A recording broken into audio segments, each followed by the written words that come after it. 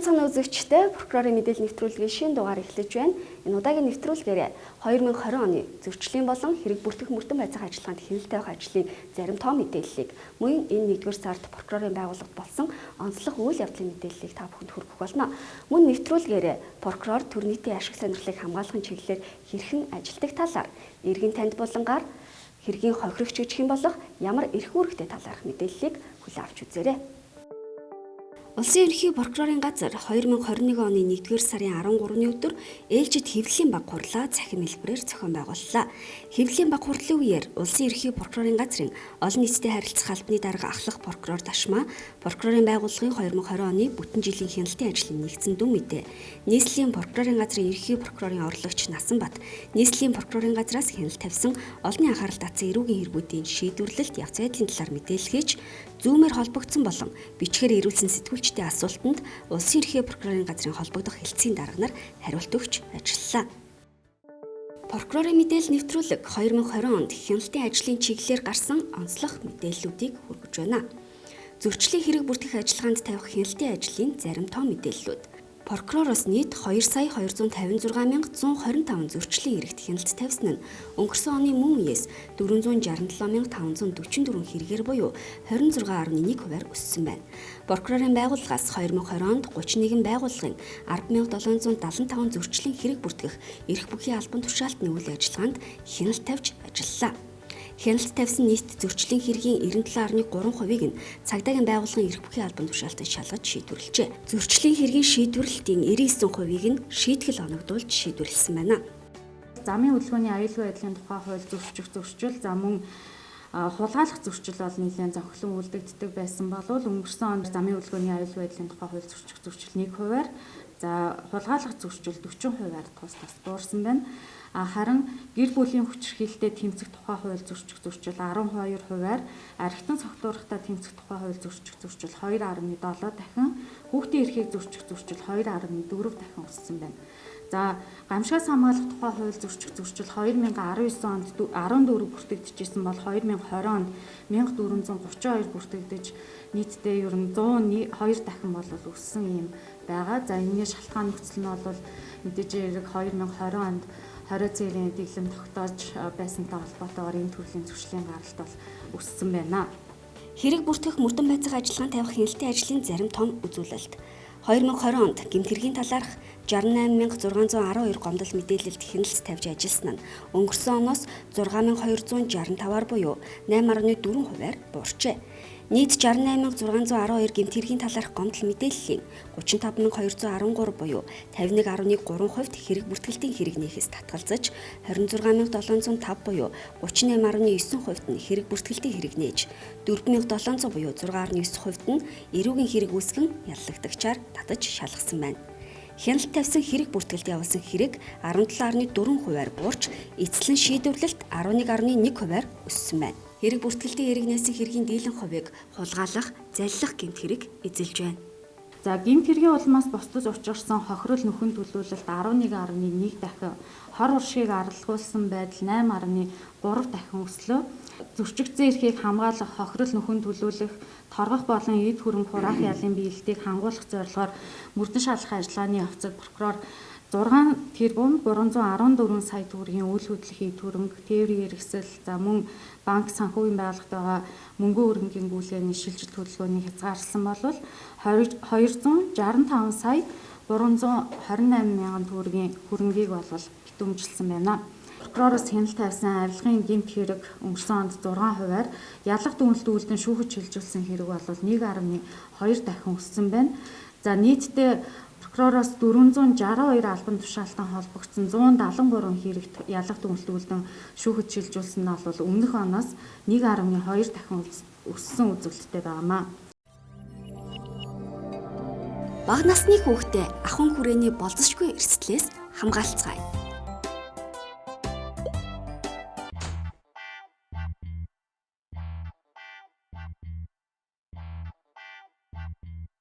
Гэртээ химийн хорт байдас ахуйн хэрэглээний цэвэрлэгээний шингэнийг хүүхдийн гар хүрэхгүй газар хадгалах. Хэрэв хүүхэд элдвийн шингэн зөвлөсөн бол нэн даруй яаралтай тусламж дуудах хэрэгтэй.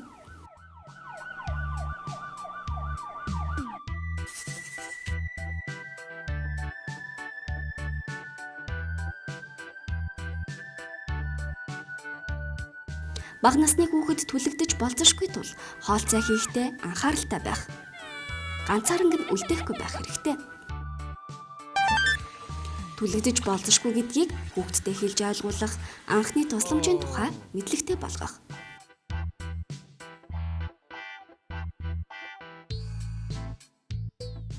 Хутаг хайч зэрэг үзүүртэй зүйлсийг хүүхдээс хол байлгах, мөн аюулгүй хэрэглэх талаар зааж сургах хэрэгтэй.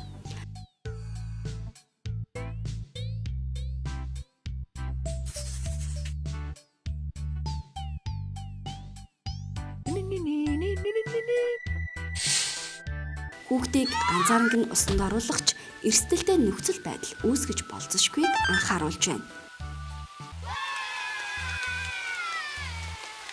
Сурагчдын амралт эхэлсэн үед бага насны хүүхдүүд ахын хүрээний осол гэмтэлд өртгөн нэмэгддэг тул болзошгүй эрсдлээс хүүхдүүдэд хамгаалцгаая.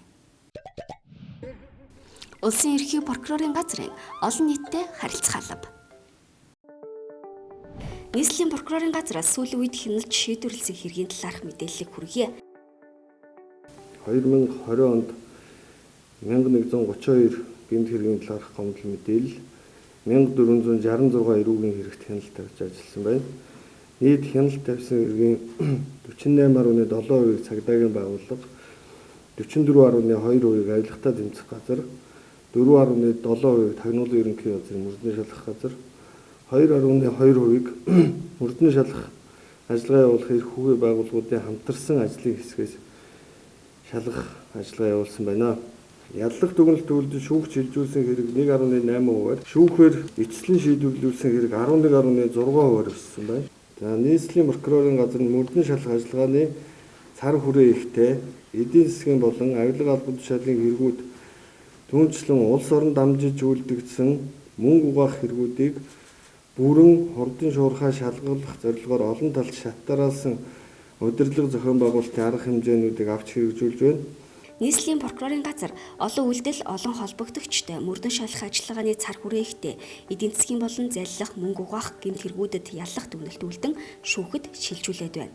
Just Group компани захирал Батхүү нарт холбогдох 213 хавтас тэрэг, өгөөчтэй өв компани захирал Чинбат нарын 30 хүнд холбогдох хууль бусаар ашигт малтмал олборлсон мөнгө угаасан гэмт хэрэг, Бүгд найрамдах Хятад ард улсын иргэн Лю Тинхуа нарын 15 хүнд холбогдох цахим хэрэгсэл ашиглаж бусдыг залилсан, мөнгө угаасан, цахим мэдээлэлд хууль бусаар халтсан хэрэг. 2012 оноос хойш шалгагдсан уран сайхан нарт холбогдох бусдын эд хөрөнгийг залилсан үйлдэлтэй 56 хавтаст хэрэг. 2014 оноос хойш шалгагдсан цагаан дээр нарт холбогдох бусдын эд хөрөнгийг залилсан үйлдэлтэй 33 хавтаст хэрэг. Казахстан улсын иргэн Марат оюун чимэг нарт холбогдох 11350 хохирогчтой бусдын эд хөрөнгийг залилсан үйлдэлтэй 595 хавтаст хэрэг. Мөнхтэй нарт холбогдох 260 хохирогчтой бусдын эд хөрөнгийг залилсан үйлдэлтэй 25 хавтаст хэрэг. 2012 оноос хойш үйлдэлтэй гүр аргачаа нарын 6 хүнд холбогдох 35 үйлдэлтэй залилах хэрэгүүдэд яллах дүгнэлт үлдэн шүүхэд шилжүүлж шийдвэрлүүлээд байна. Мөн Бээжинд холбогдох бусдын эд хөрөнгийг авахар занал хийлэх, худал мэдээлэл тараах үйлдэлтэй эрүүгийн хэрэгт 2020 оны 12 дугаар сарын 4-ний өдөр эрүүгийн хуулийн тусгай ангийн 17-гийн 6 дугаар зүйлийн 1, 13, 14 дугаар зүйлийн 1 дэх хэсэгт зааснаар яллах дүгнэлт үйлдсэн. Баян сэлэнг нарт холбогдох албан тушаалын байдлаа урвуулан ашигласан хэрэгт 2020 оны 12 дугаар сарын 14-ний өдөр эрүүгийн хуулийн тусгай ангийн 263 дугаар зүйлийн 263-ын 2 дахь хэсэгт зааснаар яллах дүгнэлт үйлдэж сонин харган дүүргийн шүүхэд шилжүүлэх ажиллагаа хийгдэж байна. Баянзүрх дүүргийн прокурорын газраас 9 настай дагуур охиноо зодож ань насыг нь хохирож хүнийг санаатай алах гэмт хэргийг бага насны хүүхдээ эсрэгүүлсэн бэд яллах дүгнэлт үйлдэж Баянзүрх дүүргийн анхан шатны шүүх хэргийг 2021 оны 1-р сарын 21-ний өдөр хэлэлцээд бэд 20 жилийн хорих ял оноож шийдвэрлэжээ.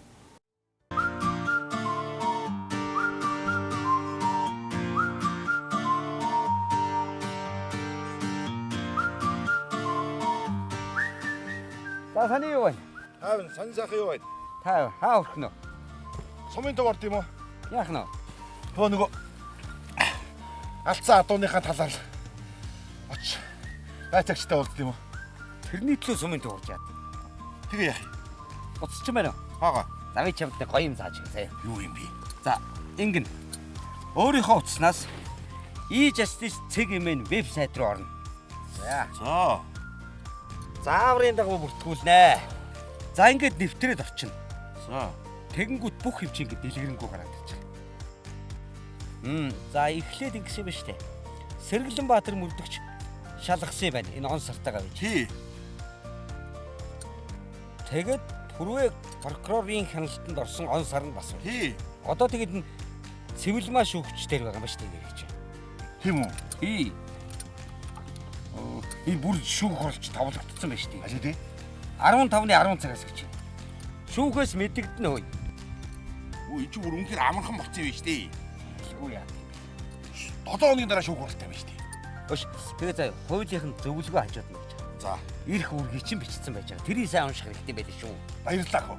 Цаг үетэйг хөл нийлүүлж шүү. За. Бүтэн 100 эхлээд 20% орсон баг чи. За дугуй. За би ч гэсэн. E-Justice Team-ийн шүүх хэрэг мэдлийн болон хууль сахиулах байгууллагуудын захин мэдээллийн нэгдсэн систем. Улсын ерөнхий прокурорын газар.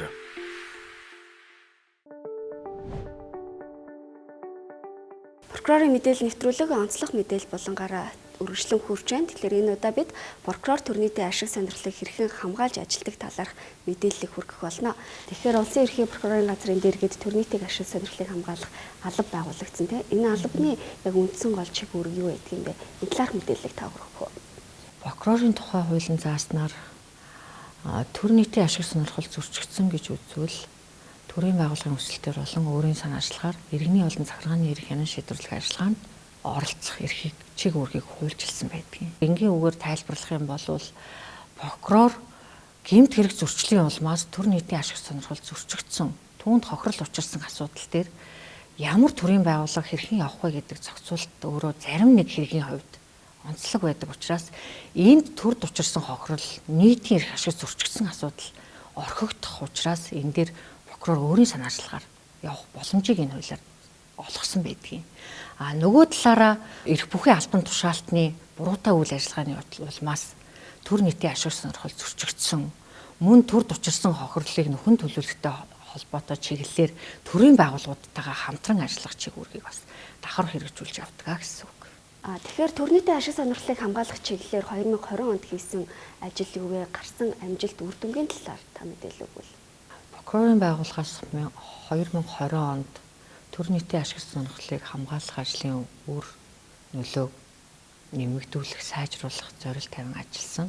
За энэ зорилтынхоо хүрээнд бид нар тал бүрийн арга хэмжээнүүдийг бас авч хэрэгжүүлсэн. 19 онтой харьцуулбал төрийн байгууллагын хүсэлт 39%-аар нэмэгдсэн.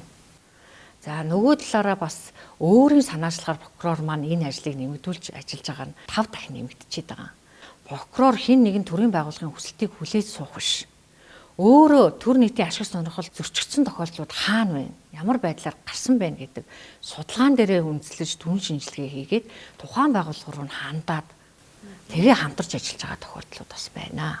Тэгэхээр төрийн байгууллагууд прокурортой төр нийтийн ашиг сонирхлыг хамгаалах чиглэлээр ер нь хэрхэн хамтран ажиллах боломжтой байдаг юм бэ? Төрийн байгууллага маань өөрөө хууль заасан тодорхой чиг үүргийг хэрэгжүүлдэг. Тухайн байгууллага болгоноосоо хамаарат өөр чиг үүргийг хэрэгжүүлж байгаа. Энэ чиг үүргийг хэрэгжүүлэх явцад иргэний олон захиргааны эрх зүйн маргаан үүсгэхээр тухайлбал нэг байгууллага нэг компаниар үйл ажиллагаа явуулсан. Ажил гүйцэтгүүлсэн. Тухайн ажил нь хугацаанд гүйцэтгэгдээгүй, эсвэл чанаргүй гүйцэтгсэн, эсвэл гүйцэтгэл нь дутуу. Ийм асуудал гарч ирдэг. Энэ дээр маргаан үүсгээд явах гэхээр өөрсдөө хууль эрх зүйн мэдлэг тутмаг. Мөн олон төрлийн санхуудын үйл ажиллагаа ард иргэдэд тэмцсэн үйл ажиллагаа явуулж байгаа. Гэтэл иргэд маань төлбөрөө хугацаанд нь төлдөг. Гэрээгээ зөрчдөг. Ийм асуудал дээр төлбөр мөнгийг гаргуулахаар яах ёстойгоо учраа олохгүй байдаг. Тэгэхээр ийм юм дээр зөвлөгөө авч эрх зүйн тусалцаа үзэж хамтран ажиллаж эцсүүлд нь энэ хоёр байгууллага хамтран ажилласнаар төрд учирсан хохирол бүрэн арилгах. Тэгэхээр зүгээр жишээ олгоод хэлэхэд зарим нэг сумын цэцэг дарганаар болвол яг ийм эрх зүйн маргаан гараад төлбөр тооцоотой холбоотой нэхэмжлэх болохоор өөртөө хууль зүйн мэдлэггүй учраас өмгөөлөгч хөлсөж авах тохиолдол гардаг. Тэгэхээр өмгөөлөгч хөсөлж авах нь өөрөө эргээгээд өмгөөлөгчийн хөлс маань төрөөс гарч байгаа. Тэгэхээр энэ өмгөөлөгч хөсөлж авахын оронд прокурорын байгууллагад хандаад манад ийм маргаан гарлаа гэд материалаа үзүүлээд хүсэлтээ өгөх юм бол прокурор тэрийг чинь судлаад хууль зүйн талаас нь зөвлөгөө өгөөд хамтарч явна л гэсэн. Прокурор төрнийтэй ашиг сонирхлыг хамгаалах нь энэ сэдвийн хүрээнд мэдээлгсэн танд баярлалаа. Баярлалаа. Улсын ерхий прокурорын газрын олон нийтэд харилцаалал пэйж хуудсанд иргэдээс хамгийн ихээр ирж байгаа асуултанд хариулт өгөх иргэн танд буланг хүргэж байна. За прокурорын мэдээлэл нэвтрүүлгийн иргэн танд булангаар хохирогч түүний эрх үүргийн талаар тодорхой мэдээлэл өгөхөөр бэлтгэлээ. Эрэг үүрэг хянжид тухай хууль тодорхойлсноор хохирогч гэдэг бол гэмтэргийн улмаас амнаас эрүүл мэнд бусад эрх хэрэгчлөө төрөнгийн болон төрөнгийн бус хохирол үлдээсэн хүн хуулийн этгээдийг хэлнэ гэж тодорхойлсон байдаг бөгөөд прокурор мөрдөх шүүгч шийдвэр гаргаж хохирогчоор тогтоодог. Хохирогч нь эрэг үүрэг хянжид ажиллагаанд тодорхой эрхийг эдэлж үүргийг хүлээдэг. Тодруулах юм бол эрхийн тухайд өөрөөгөө өмгөөлөх, хууль зүйн тусалцаа авах, хэргийн бодит байдлыг тогтоохын шаардлагатай эд зүйл баримт бичгийг мөрдөн шалгах байгууллагад гаргаж өгөх, мөн мөрдөн шалгах тодорхой ажиллагаа явуулах талаар хүсэлт гаргах, мөрдөгч прокурорын шийдвэр үйл ажиллагаанд гомдол гаргаж түүнийгээ шийдвэрлүүлэх, их хэлээрээ болон мэддэг хэлээрээ мэдүүлэг өгөх, орчуулагч хэлмэрч авах, өөрийн болон гэр бүлийн гишүүдийн эсрэг мэдүүлэг өгөхгүй байх одоо энэ эрхүүдийг эдэлдэг бол үүргийн тухайд шүүх прокурорын дуудсан цагт хүрэлцэн эрх үүрэгтэй, хэргийн талаар үнэн зөв мэдүүлэг өгөх үүрэгтэй, өөрт илэрхий болсон хэргийн талаар мэдээллийг задруулахгүй байх, мөн энэ эрэг үүрэг хяншидах ажиллагааны журмыг сахих үүргийг бол хүлээдэг. Тэгэхээр энэ дундаа энэ хэргийн талаар үнэн зөв мэдүүлэх үүргийн одоо учир холбогдлыг хохирогч ухаарж ойлгох ёстой. Тодруулах юм бол мөрдөн шалгах ажиллагааны явцад хохирогч мэдүүлэг өгөхдөө хэргийн талаар бол зарим тодорхой үйл баримтуудыг нуун далдалдаг, буруу мэдүүлэг өгдөг, айсан сандарсан тэр дотоод асуудлаасаа болоод одоо хэргийн талаар буруу мэдүүлдэг байдлаас үүсэж энэ мөрдөн шалгах ажиллагаа удаашрах, хэргийн бодит байдлыг буруу тогтоох, мөн цаашлаа тухайн хохирогч маань өөрөө худал мэдээлэл гэмт хэргийн субъект болохын эрсдлийг бол өөртөө дагуулж байдаг гэдгийг хэлэх нь зүйтэй байна. Мөн одоо энэ хохирогчийн өөрийгөө хамгаалуулах эрхийн тухайд авч үзэх юм бол эрэг үүрэг хянжидах хууль тодорхойлсноор хохирогч түүний хууль ёсны төлөөлөгч, өмгөөлөгч, түүний гэр бүлийн хамаарал бүхий харилцаатай хүмүүс энэ эрэг үүрэг хянжидах ажиллагааны улмаас өөрийн эрүүл мэнд амнаас одоо аюул учирсан гэж учрах боломжтой гэж үзэх юм бол гэрч хөрөгчийг хамгаалах тухай хууль тодорхойлсноор шүүгч прокурорт мөрдөгчд өөрийгөө хамгаалуулах хүсэлтийг гаргаад шийдвэрлэх эрхтэй байдгийг бас дурдхан зүйтэй байна. Прокурор Цэгмэн цахим хуудсыг танилцуулж байна. Прокурорын байгууллагын үйл ажиллагаа, цаг үеийн мэдээлэл, эрүүгийн болон зөрчлийн хууль тогтоомжийн хэрэгжилтийг прокурор Цэгмэн цахим хуудаснаас авах боломжтой. Прокурорын хяналт шалгалт судалгаатай холбоотой ярилцлага нийтлэлүүд, орон нутгийн прокурорын газрын онцлог ажлууд, гэмт хэрэг зөрчлөөс өрчин сэргийлэх чиглэлээр хийгдэж буй прокурорын мэдээлэл, нэвтрүүлэг, видео контентууд, хууль эрх зүйн мэдлэг олгох про подкастууд байршиж байна. Прокурорын байгууллагатай холбоотой бүхий л мэдээллийг прокурор Цэгмэн цахим хуудас, улсын ерхий прокурорын газрын олон нийтэд харилцах алба Facebook пэйж хуудас, улсын ерхий прокурорын газар YouTube сувгаас аваарай.